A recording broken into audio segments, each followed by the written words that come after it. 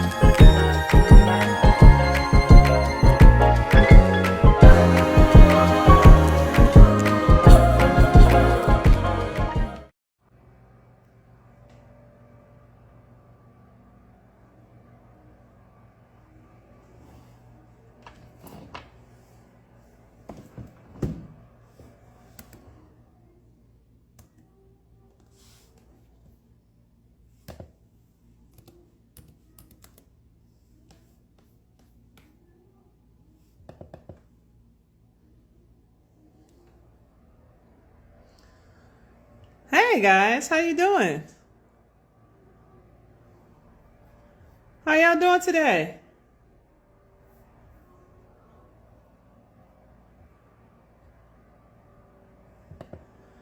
I'm setting everything up for my quantum shadow work class because my students is gonna be, my class is like in 35 minutes. What's going on? Okay, I got everything set up. I just want to make sure everything is set up in time. Hey!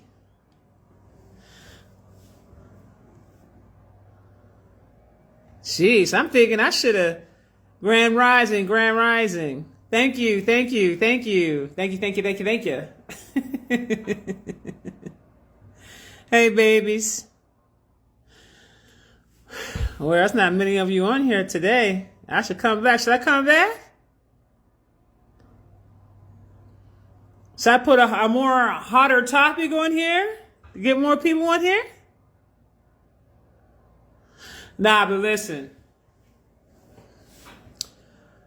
I came on board just because I wanted to share a couple things with you guys. Just because I know I'd be on my cosmic stories and revealing certain information to you guys. But also, someone sent me a message, said they would like to hear more information about my journey and how I got started and my healing journey and how I got started in this. And I said, well, I talk about this from time to time, you know, but I realized I have some new people here that don't know my story.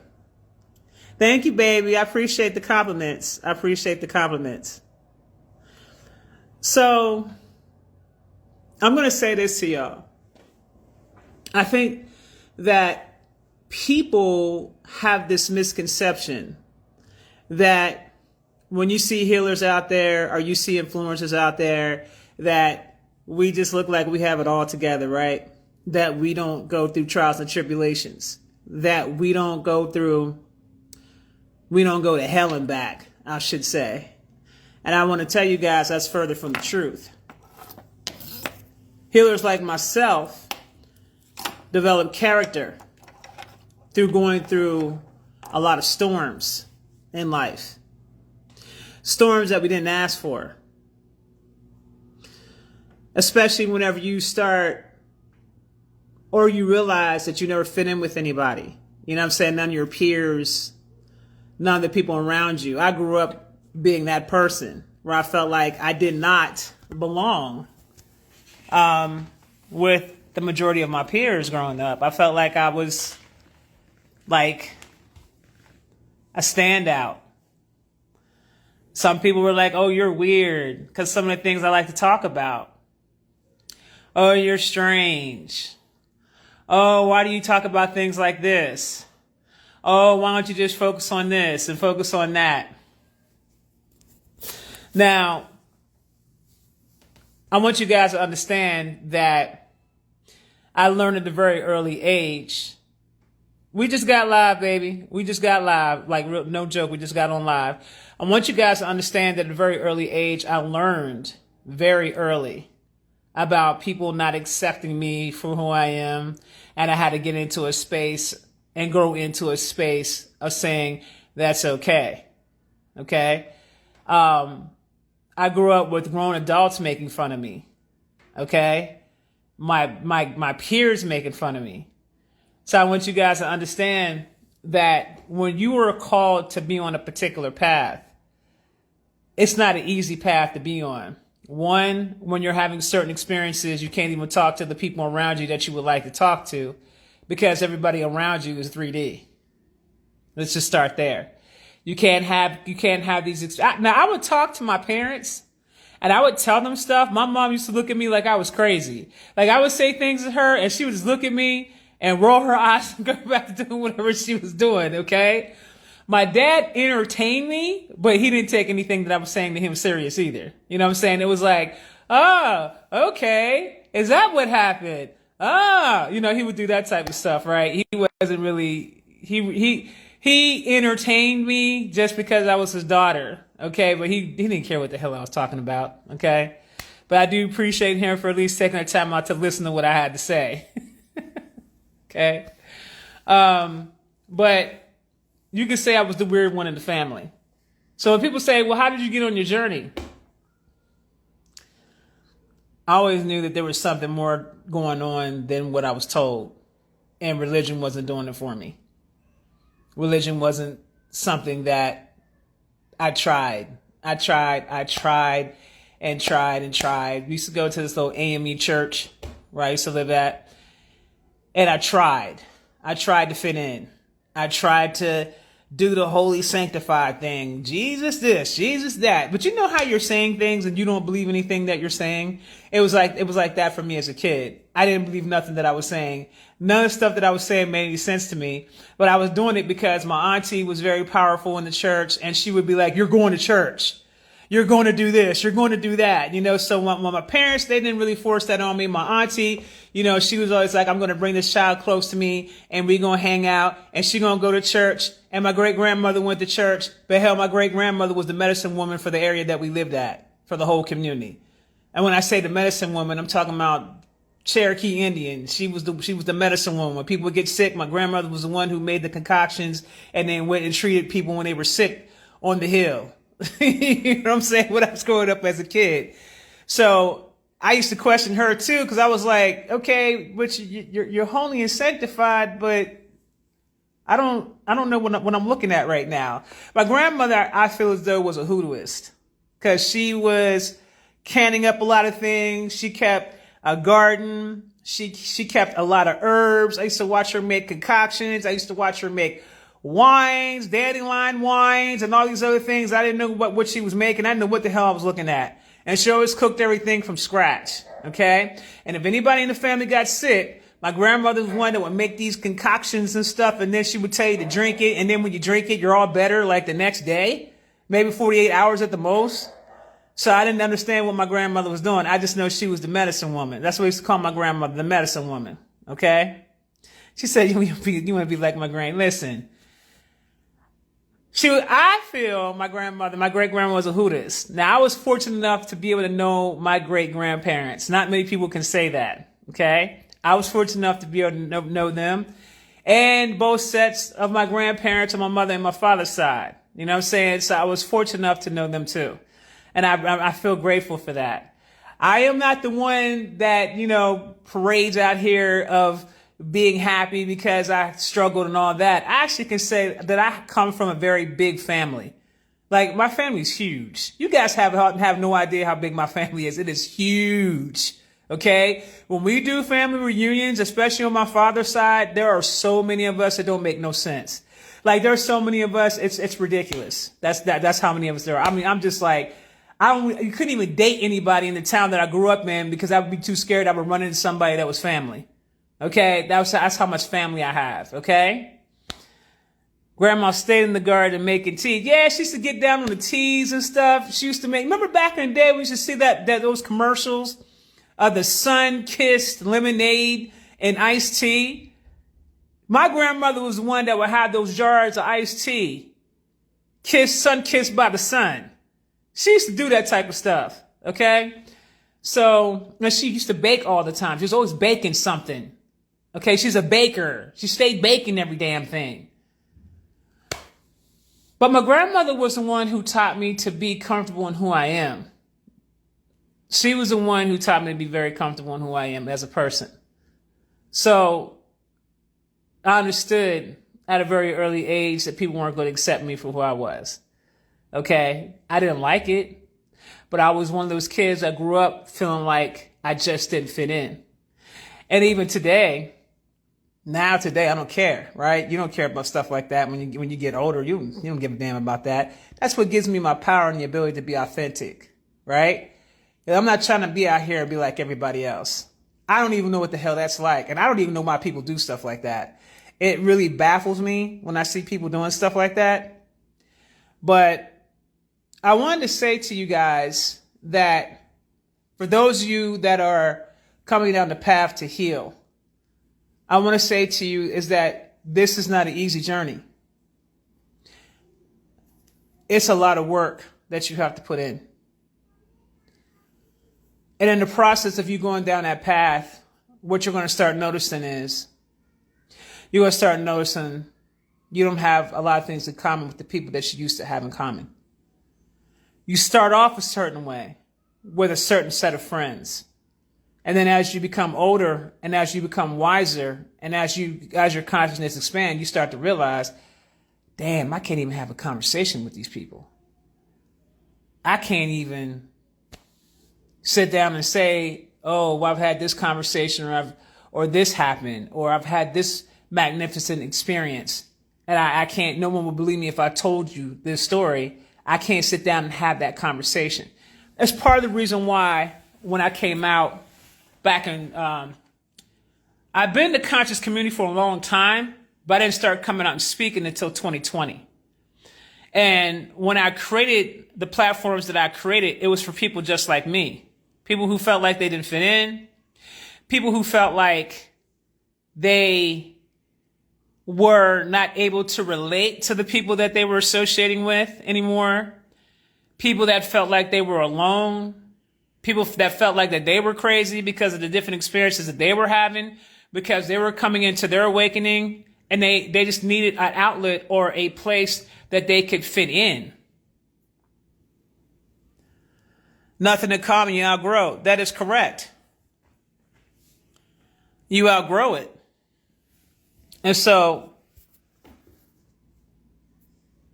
there's a lot of you out there, and I want to put this message out there to you. Some of you need to hear this message. There's some of you out there that have surrounded yourself around people that you no longer have nothing in common with. And maybe right now you're coming to a space of realizing that you don't have nothing in common with these folk. And you want to hold on because maybe you built a lot of things around those set of group of people that you fit in with. And then one day you wake up, or one day you start to realize that there's a lot of people around you that you do not have in common. You have nothing in common with them. And I remember going through a phase in my life, and I can share this phase with y'all, right? I told you I used to work in the music business, right? Got out of that. When you work in the music business, everything is about image. Everything is about image. Everything is about a status. Everything is about, who looks the flyest. You had to look a certain way. You had to carry yourself a certain way. You couldn't go out in the industry looking crazy because people talk about you like a dog. You begin to start building this thing around everything around you, and you in this whole entertainment business. You know what I'm saying? Next thing you know, you realize you're creating this persona, and you don't maybe realize it right away because you're getting popular and you're making things happen and all this other stuff starts happening, right? And all of a sudden you built this thing, but in the process of you building this thing, you come into a space where you begin to start realizing that maybe this isn't what you want to do. Or you come into a space of what you start asking yourself, like, what am I doing? Why did I create this? What exactly did I create? The things that used to be important to me ain't important to me anymore. But yet you're having this internal battle. I went through that. I went through an internal battle. I loved music, but I did not like the music business. I did not like the business of music. I hated it. But I love music. I love to see artists perform. I like to perform. Live band. I love music itself. I was one working with a lot of artists in that space at that time. If you did anything other than how you came in and you marketed yourself, people had a problem with you if you started branching out and doing other things because they known you to do one specific thing and they boxed you in. And maybe I allowed myself to get boxed in, but there were so many different things and so many different aspects of myself that I wanted to explore when I was in that space, such as production, such as I was already songwriting, production, creating music, singing, not just the other side of it, not just the business side of it. And when you create this image, right, you didn't ask for this. I want you to keep in mind, you don't ask for this shit. When you're in there, you're just on the grind. You're making things happen for yourself, and everybody wants to rock with you, and everybody wants to be your friend, and everybody wants to know who you are, and all that kind of stuff, right? Everybody wants something from you. You didn't ask for that. You just didn't take the time to think about everything that comes with that. When you're in that grind, I was in that grind, and I was grinding hard in the city of Atlanta. There wasn't a single club that I could go into where a DJ didn't know who I was, where they weren't shouting my name out when I walked into that club. Okay? Not a single one. When I was doing events, everybody named Mama was coming through there to support me.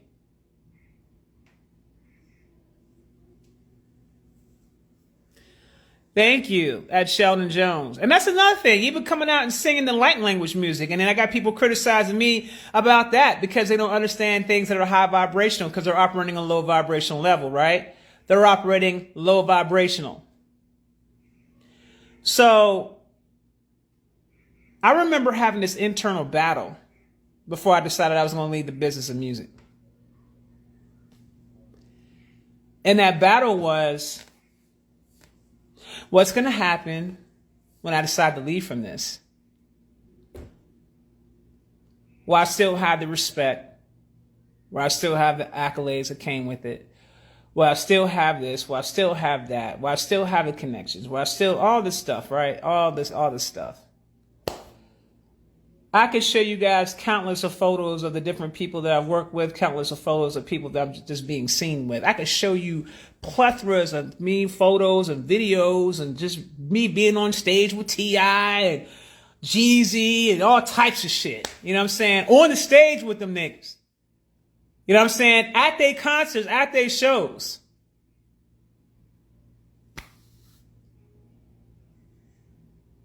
And then I just remember thinking to myself one day, I can't do this no more. I came to a space where I couldn't do it anymore.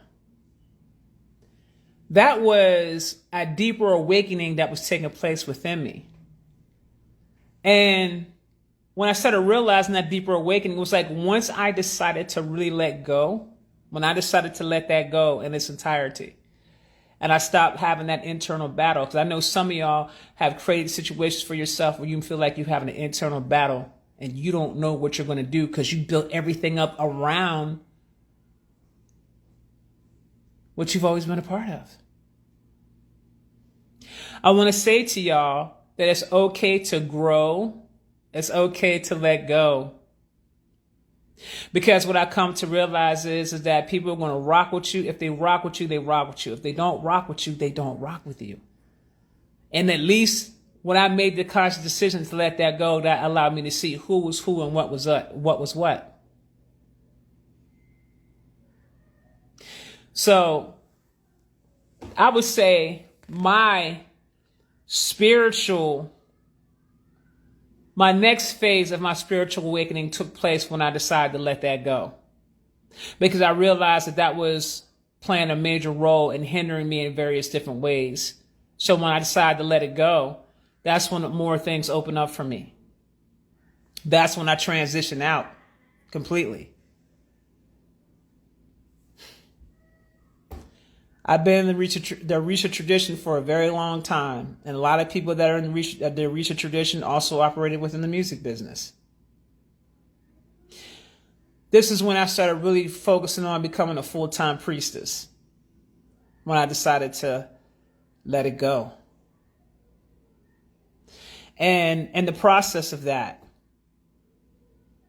with the assistance of the Orishas,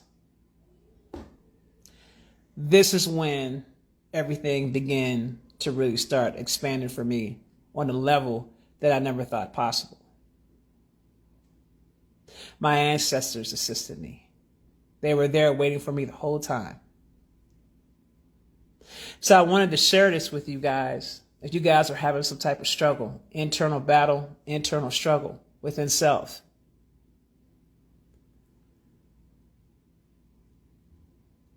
it's okay to evolve and grow and expand and do other things that make your heart happy. Because too many people are out here not making their heart happy. You're doing stuff out here that's not making your heart happy. You're doing stuff out here because you're motivated by money. You're doing stuff out here because you're motivated by accolades. You're motivated by status. You're motivated by all these different things. And when I let that go,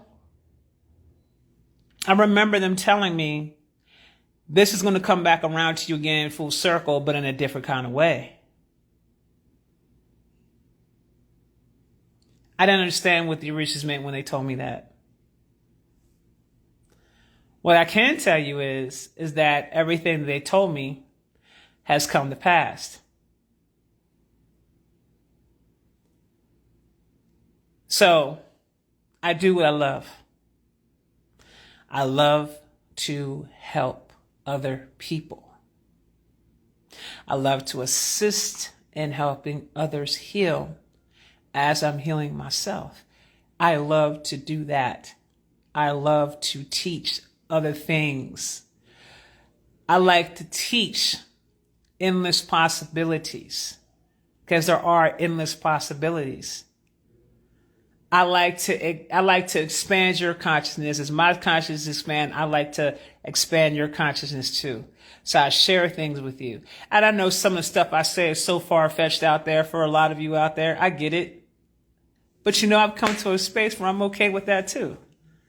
I can't see myself conforming to something outside of myself that doesn't make my heart happy.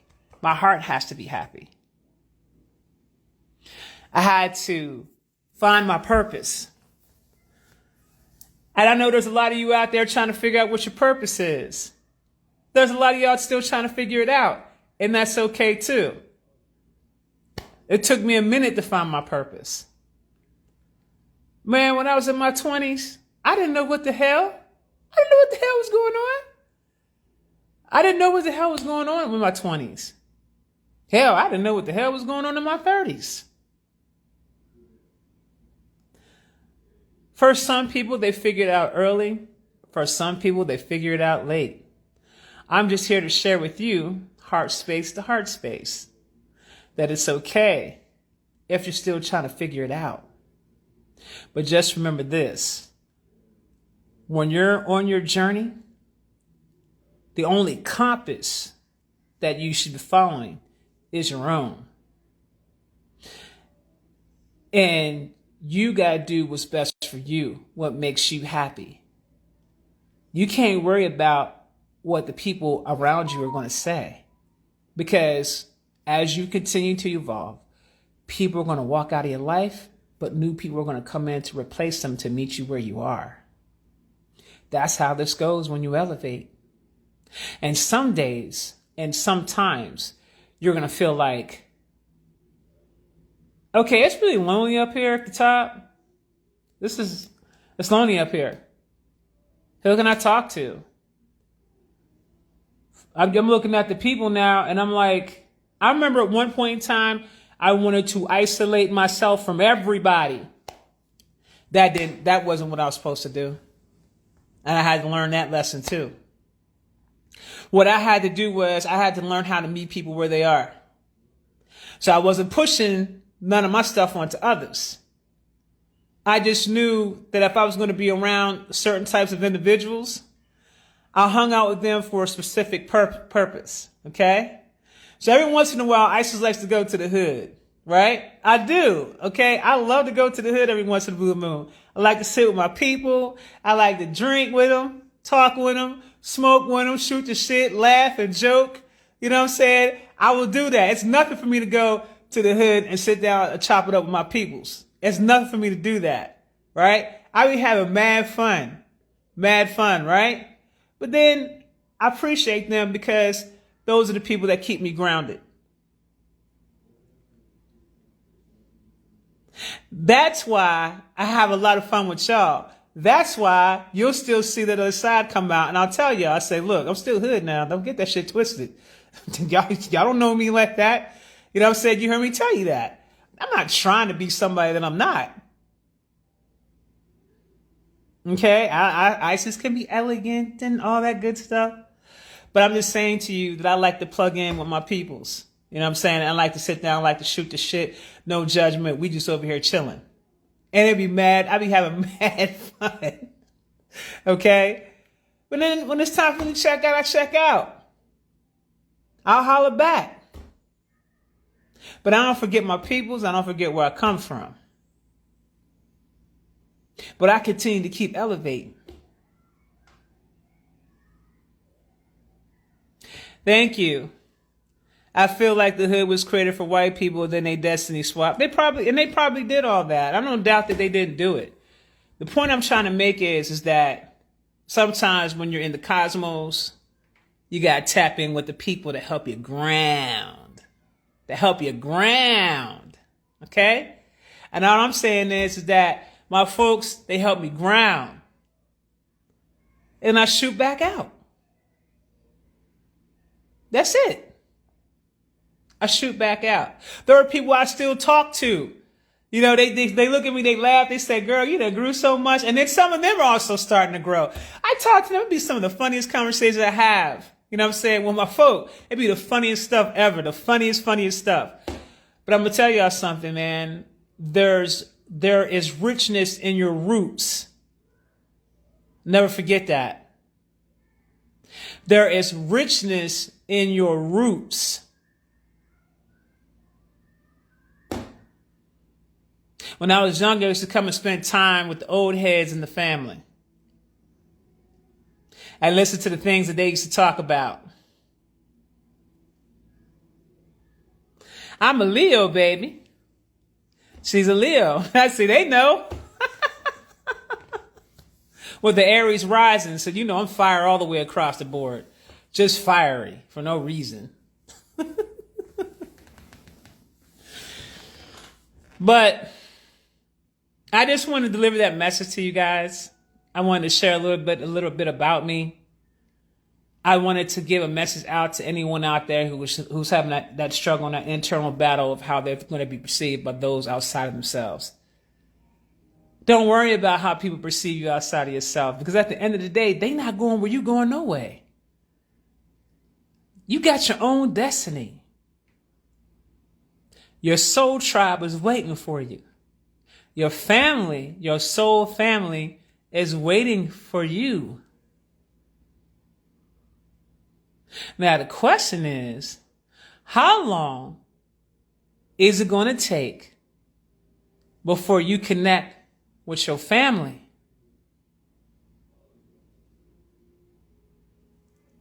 Okay, babies? How long is it going to take before you connect with your family?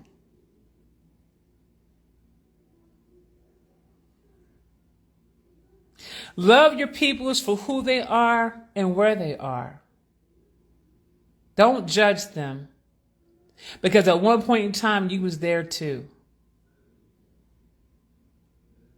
But be okay being in a space to elevate, but there are people that are waiting for you when you finally let go what you know no longer serves a purpose for you or your highest and greatest good. And sometimes that means people got to leave out too. The best decision I ever made was leaving the music industry, because I couldn't be truly who I wanted to be in that space. Now that I don't have that energy over me anymore, now I can be whoever. Now I can sing. I can be free. I can create the music that I want. I can sing in light language. I can do whatever I want to do now. That's why I titled it Life Be Lifin'. But I like your title too, this thing called life. I like that too.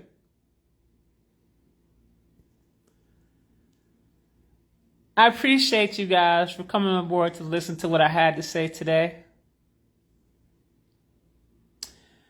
And on that note, I have to get off because my quantum shadow course is about to start.